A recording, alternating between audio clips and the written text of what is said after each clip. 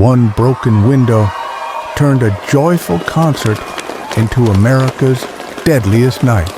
Las Vegas, the city of lights, a place where dreams shine against the desert night, where every corner hums with music, laughter, and neon. On October 1st, 2017, it was no different. Thousands of people filled the Route 91 Harvest Festival grounds, swaying to the sound of country music, their voices rising together under a crisp, starry sky. Couples held hands, friends clinked their beers, the air pulsed with joy. For a moment, it felt like nothing could break the rhythm of that night. But then, something did. The clock edged past 10 p.m. Jason Aldean had just taken the stage. The crowd roared, phones lit up like scattered fireflies, capturing memories meant to last a lifetime. That's when the first sharp cracks pierced the night. At first, it didn't register.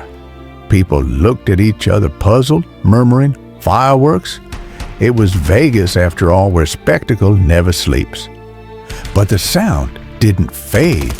It grew, relentless, rattling the air like a storm of metal.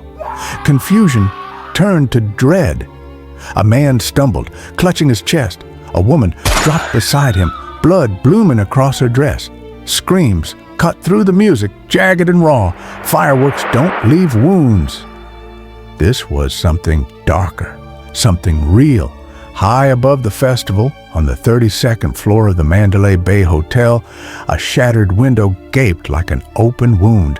Behind it, a figure moved in the shadows, his silhouette against the neon glow. He was perched with an arsenal, his rifles mounted and ready. From that nest in the sky, he unleashed hell.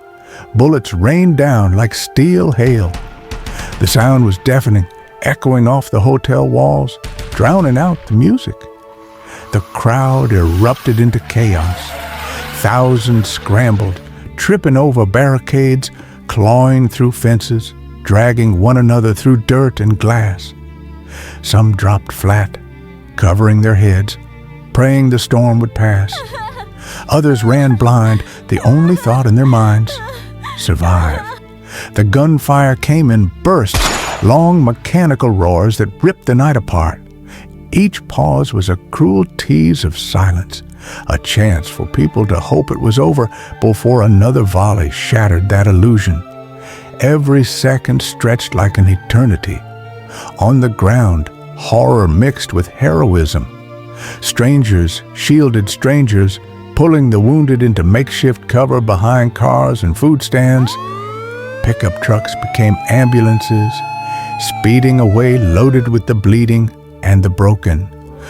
Off-duty officers rushed into the storm without hesitation, guiding people toward safety, their voices steady even as bullets cut the air above. And then there were the sacrifices.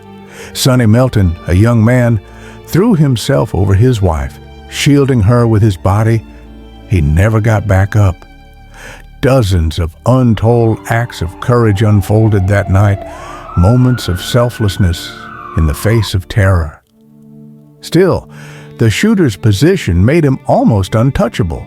From above, he had the vantage point of a predator, faceless and far, firing into a sea of victims who had no chance to fight back. It felt endless, like death itself had taken a seat in the sky. When police finally located his room, the scale of it was staggering.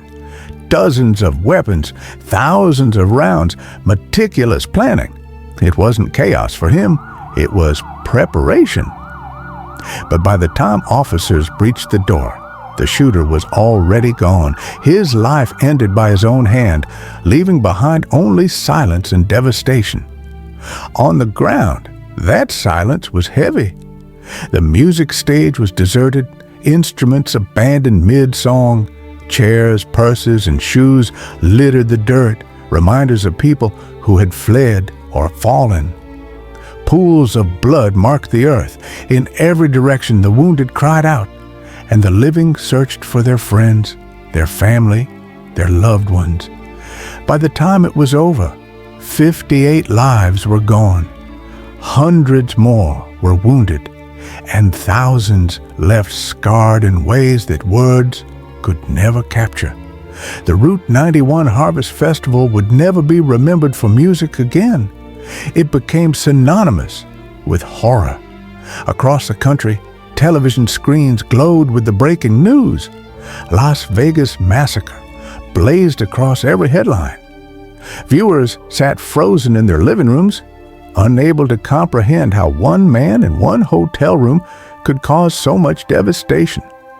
Theories surfaced, motives were debated, but answers remained elusive. Nothing could explain the sheer magnitude of the loss.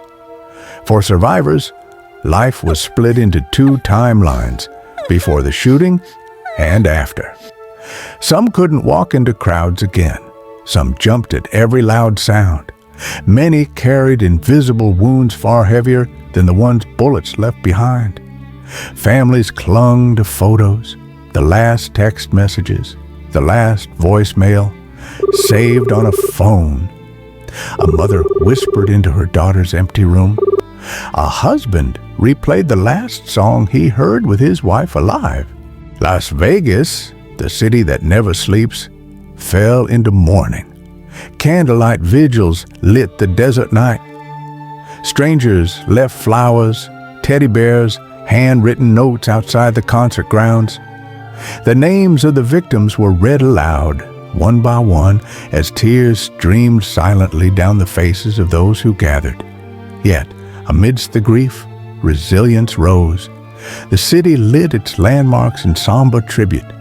Blood donation lines stretched for blocks. Stories of bravery circulated, reminding the world that even in the darkest night, humanity's light still flickers. Still, the questions lingered. Why did it happen? Could it have been stopped? Why those people, that night, that stage? No answers came. Only the haunting echoes of gunfire replayed in the memories of those who were there. October 1st, 2017, a night when joy turned to terror, when music was silenced by bullets, when the city of lights was cloaked in the darkness. It remains the deadliest mass shooting in modern American history, a reminder of how quickly life can change, how fragile every moment truly is. The survivors live with that knowledge every day, and for the rest of us, the Las Vegas Massacre remains not just a headline, but a chilling story etched into history. A night of chaos, fear, sacrifice, and sorrow that will never be forgotten.